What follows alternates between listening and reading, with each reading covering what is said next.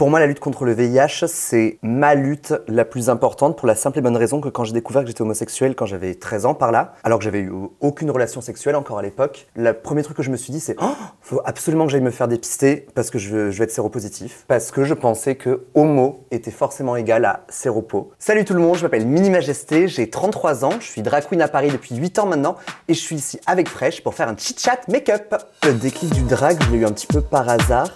J'avais 25 ans, je venais d'arriver à Paris. Je suis tombé sur un événement Facebook d'un show drag et donc je suis allé voir leur spectacle et je trouvais ça fabuleux parce que c'était exactement ce qui me manquait à Paris, à savoir un sens de communauté. Parce qu'il y avait tout le public qui était ensemble, réunis au même endroit, au même moment. Donc j'ai commencé à parler avec des gens du public et ils m'ont parlé aussi d'une émission qui s'appelle RuPaul's Drag Race. Ils m'ont conseillé de regarder ça si je m'intéressais un petit peu au drag. Et en fait pour moi c'était la révélation. Mais là il faut que je fasse ça. Et c'est comme ça que je me suis vraiment lancé dans le drag. En fait je savais qu'il y avait une soirée à telle date. Ce jour-là je sors en drag pour la première fois. Et c'est ce soir-là que je me suis rendu compte qu'en fait c'était pas que ce côté théâtre qui m'intéressait, mais que c'était ce côté découverte et réexploration de mon propre genre. En 2023, le drag français, il a vachement évolué. Moi, je pense qu'il y a eu deux étapes vraiment clés. La première étape clé, ça a été quand RuPaul's Drag Race est arrivé sur Netflix. Le deuxième gros point, c'était quand Drag Race France a commencé il y a 2 ans maintenant. Mais en fait, en France, on a aussi vraiment tout ce vivier de drag qui font des trucs absolument splendides. Intéressons-nous à ça. Donc maintenant,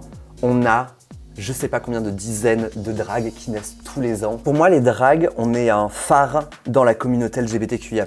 Parce qu'un phare, ça a deux utilités. La première utilité, c'est faire de la lumière, donc éclairer et guider les gens, faire passer des bons messages, des messages qui concernent la communauté LGBTQIA+. Par exemple, la lutte contre le VIH, la lutte contre le sida, comment se faire dépister, quels sont les différents outils qui sont à notre portée. Les gens m'écoutent et les gens me regardent, donc autant dire des choses intelligentes. Et de deux, quand on voit un phare au loin, c'est-à-dire que ok, c'est la Terre, elle est là, c'est bon, je sais, je suis safe. Et moi, dans mes événements drag, moi je fais beaucoup d'animations de jeux, je veux créer cet endroit safe, cette bulle en dehors du temps et en dehors de la société, où en fait, t'es juste là pour passer un bon moment. Pour moi, la lutte contre le VIH, c'est ma lutte la plus importante pour la simple et bonne raison que quand j'ai découvert que j'étais homosexuel quand j'avais 13 ans par là, alors que j'avais eu aucune relation sexuelle encore à l'époque, le premier truc que je me suis dit, c'est faut absolument que j'aille me faire dépister parce que je vais être séropositif. Parce que je pensais que homo était forcément égal à séropo. Aujourd'hui, une personne séropositive qui prend un traitement, qui a une charge virale indétectable, elle ne transmet pas le virus du VIH. Ça, c'est des informations qui ne sont pas forcément connues partout. Et tant qu'il n'y aura pas des actions fortes menées par l'État pour contrer l'épidémie du VIH, ça ne s'arrêtera pas. Le Sidraction, c'est une asso que j'ai montée avec 2 copines, Enza Fragola et Militante, en 2016. Et le but, c'est de collecter de l'argent pour la lutte contre le VIH dans les bars des quartiers gays ou autres. Et donc depuis 2016, on a récolté plus de 76 000 €. On s'associe avec Sidaction et tous les ans, on leur reverse du coup cet argent et on fait des maraudes dans les rues du Marais à Paris, entre autres, pour récolter de l'argent. Comme ça nous permet de faire 3 choses en même temps. De 1, de récolter de l'argent pour la lutte contre le VIH. De 2, de faire de la prévention, parce qu'en même temps qu'on récolte de l'argent, on va parler au public et leur faire passer des messages de prévention. Allez vous faire dépister, c'est gratuit, anonyme, sans ordonnance, sans rendez-vous. Dépistez-vous tous les 3 mois, tous les 10 partenaires sexuels, enfin bref. Et en 3, on se réapproprie l'espace public, qui n'est pas un espace qui est fait pour les personnes queer. En tant que personne queer, et surtout quand on est en drague, c'est pas un endroit qui est safe. Donc là, quand on est une armée de drague, quand on est 75 dragues à sortir dans les rues de Paris en même temps, c'est d'un coup beaucoup plus safe pour nous. Et l'année dernière, on a fait des maraudes dans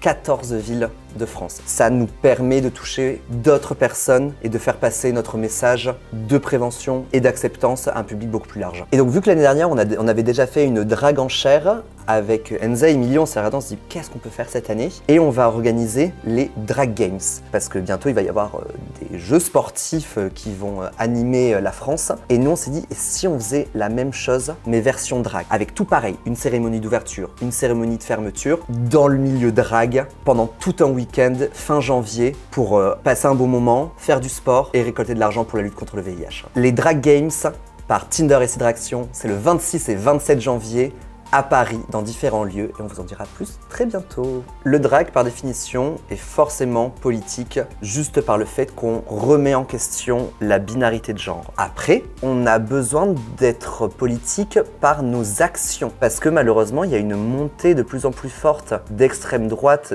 dans nos milieux LGBTQIA+. On se retrouve maintenant avec des événements drag qui sont arrêtés par des fachos qui viennent complètement stopper nos événements. Donc nous, en tant que drag, on a la mission de se déplacer physiquement, d'être politique par nos actions, pas juste par essence. La scène drag et l'univers drag de façon générale, ça m'a vraiment appris à m'écouter moi-même tout en écoutant les autres. Et peu importe qui tu es, tant que tu ne mets pas en danger la communauté drag et la communauté LGBTQIA+, de façon plus générale, tu seras accepté dans notre communauté. Les qualités que doit avoir une drag, c'est savoir être à l'écoute. On est des porte-parole de notre communauté, qu'on le veuille ou non. Donc il faut être à l'écoute des enjeux de notre communauté pour pouvoir bien les porter. Ça, c'est la première qualité qui pour moi est non négligeable et non négociable. Être professionnel, être taffeuse, c'est pas juste en disant bouquez-moi, bouquez-moi, bouquez-moi que tu vas être booké, c'est en montrant pourquoi est-ce qu'on devrait te booker. Et c'est un milieu qui est sans merci. Donc accrochez-vous, mais faites-le, parce que être drag, c'est ce qui m'a le plus aidé dans ma vie. Si j'avais pas été drag, je serais bien moins heureux.